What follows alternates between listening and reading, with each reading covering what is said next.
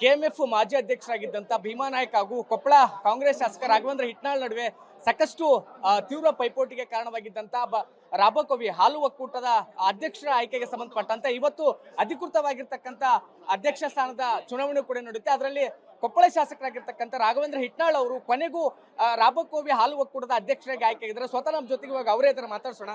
Sir, ಈಗ ಅಧ್ಯಕ್ಷರಾಗಿ ಆಯ್ಕೆಯಾಗಿದ್ದಾರೆ ಸರ್, ಫಸ್ಟ್ ರಿಯಾಕ್ಷನ್ ಸರ್?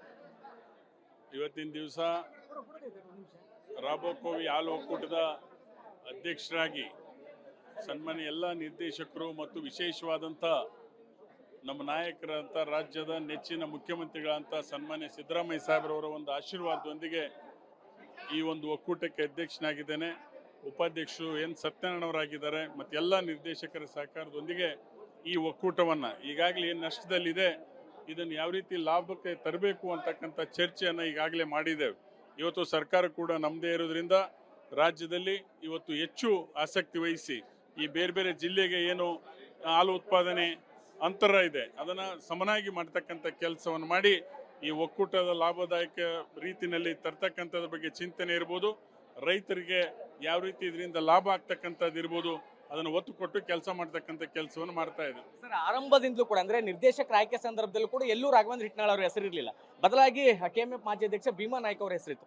ಏಕಾಏಕಿ ನಾಮನಿರ್ದೇಶಿತರಾಗ್ತಾರೆ ರಾಘವೇಂದ್ರ ಹಿಟ್ನಾಳ್ ಅವರು, ಅದಾದ್ಮೇಲೆ ಅಧ್ಯಕ್ಷರಾಗ್ತಾರೆ. ಹೇಗೆ ಸಾಧ್ಯ ಆಯ್ತು ಅಂತ ಸರ್? ಈ ನಿರ್ದೇಶಕರ ಒಂದು ಬೆಂಬಲ ಇರ್ಬೋದು ಮತ್ತು ನಮ್ಮ ನೆಚ್ಚಿನ ಮುಖ್ಯಮಂತ್ರಿಗಳಾಗಿರ್ತಕ್ಕಂಥ ಸಿದ್ದರಾಮಯ್ಯ ಸಾಹೇಬ್ರವರ ಒಂದು ಆಶೀರ್ವಾದ ಇರ್ಬೋದು ಮತ್ತು ಇದು ನಾನು ಅಧ್ಯಕ್ಷರಾಗಲಿಕ್ಕೆ ಸಹಕಾರಿ ಆಯಿತು ಅಂತಕ್ಕಂಥ ಮಾತನ್ನು ಹೇಳಲಿಕ್ಕೆ ನಾನು ಬಯಸ್ತಾ ಇದ್ದೇನೆ. ಈಗ ಕೆಲವೊಂದಿಷ್ಟು ಅಂದ್ರೆ ಹಿಂದಿನ ಮಾಜಿ ಅಧ್ಯಕ್ಷರು ದಮ್ಮು ತಾಕತ್ತಿನ ಬಗ್ಗೆ ಮಾತಾಡಿದ್ರು ಅಂತ ಹೇಳಿದ್ರು ಸರ್. ಅಂದ್ರೆ ಯಾವ ಸಂದರ್ಭದಲ್ಲಿ ಒಂದು ಬೆಳವಣಿಗೆಗಳಾದವು ಅಂತ? ಈಗಾಗಲೇ ನಿರ್ದೇಶಕರು ಹಿಂದೆ ನಾವು 3 ಜಿಲ್ಲೆಗೆ, ಮುಂಚೆ ವಿಜಯನಗರ ಇರಲಿಲ್ಲ, ಬಳ್ಳಾರಿ ಜಿಲ್ಲೆ ಇತ್ತು, ರಾಯಚೂರು, ಕೊಪ್ಪಳ, ವಿಜಯನಗರ, ಬಳ್ಳಾರಿ ಇದ್ದಂಥ ಸಂದರ್ಭದಲ್ಲಿ ನಾವು 3 ಜಿಲ್ಲೆಗೆ 20 ತಿಂಗಳ ಅಧ್ಯಕ್ಷ ಉಪಾಧ್ಯಕ್ಷ ಕೊಡಬೇಕಂತಕ್ಕಂಥ ಮಾತಾಗಿತ್ತು. ಆದರೆ ಇಂದಿನ ಅಧ್ಯಕ್ಷರು 6 ವರ್ಷಗಳ ಕಾಲ ಎರಡೂ ಕಡೆ ಅಧ್ಯಕ್ಷರು ಇರೋದ್ರಿಂದ ನಿರ್ದೇಶಕರು ಇವತ್ತು ಈ ಥರ ಆಗಿದೆ, ಇಂಬ್ಯಾಲೆನ್ಸ್ ಆಗಿದೆ, ಪವರ್ ಡೆಲಿಗೇಷನ್ ಆಗಿಲ್ಲ ಅಂತಕ್ಕಂಥ ಹಿನ್ನೆಲೆಯಲ್ಲಿ ನಮಗೆ ಒತ್ತಡವನ್ನು ಮಾಡಿದಾಗ ಸನ್ಮಾನ್ಯ ಮುಖ್ಯಮಂತ್ರಿಗಳಾಗಿರ್ತಕ್ಕಂಥ ಸಿದ್ದರಾಮಯ್ಯ ಸಾಹೇಬರು ಇವತ್ತು ನಾಮನಿರ್ದೇಶನವನ್ನು ಮಾಡೋದ್ರ ಮುಖಾಂತರ ಈ ಒಕ್ಕೂಟಕ್ಕೆ ಅಧ್ಯಕ್ಷರಾಗಲಿಕ್ಕೆ ಸಹಕಾರಿಯಾಗಿದ್ದಾರೆ. ಇವೆರಡ ಹೇಳಿದ್ದೀನಿ, ಅದ್ರ ಬಗ್ಗೆ ಉತ್ತರ ಕೊಟ್ಟಿದ್ದೀನಿ. ಯಾರು ಕೇಳಿದ್ದಾರೆ ಅವ್ರಿಗೆ ಹೇಳಿದ್ದೀನಿ. ಈಗ ಬಂದು ಅಧ್ಯಕ್ಷ ಆಗಿದ್ದೀನಿ.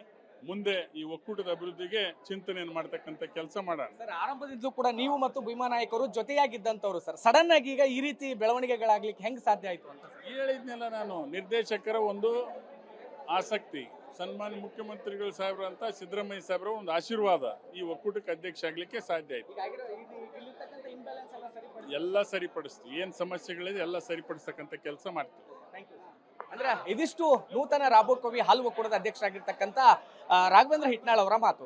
ಆರಂಭದಲ್ಲಿ ಅಂದ್ರೆ ಭೀಮಾ ನಾಯಕ್ ಅವರು ನನಗೆ ದಮ್ಮು ತಾಕತ್ತಿನ ಬಗ್ಗೆ ಮಾತಾಡಿದ್ರು. ಅದೇ ಕಾರಣಕ್ಕೋಸ್ಕರ ಇವತ್ತು ನಾನು ಅದನ್ನ ಸವಾಲಾಗಿ ಸ್ವೀಕರಿಸಿ ಕೆಎಂಎಫ್ ನ ಅಂದ್ರೆ ರಾಬಕೋವಿ ಹಾಲು ಒಕ್ಕೂಟದ ಅಧ್ಯಕ್ಷರಾಗಿದ್ದೀನಿ ಅನ್ನುವಂತ ಮಾತನ್ನ ಹೇಳ್ತಾ ಇದ್ದಾರೆ. ಕ್ಯಾಮರಾಮನ್ ಭರತ್ ಜೊತೆ ಅಮರೀಶ್ ಅಲ್ಕ, ಹೊಮ್ಮಿನಾಳ್ ಪಬ್ಲಿಕ್ ಟಿವಿ, ಬಳ್ಳಾರಿ.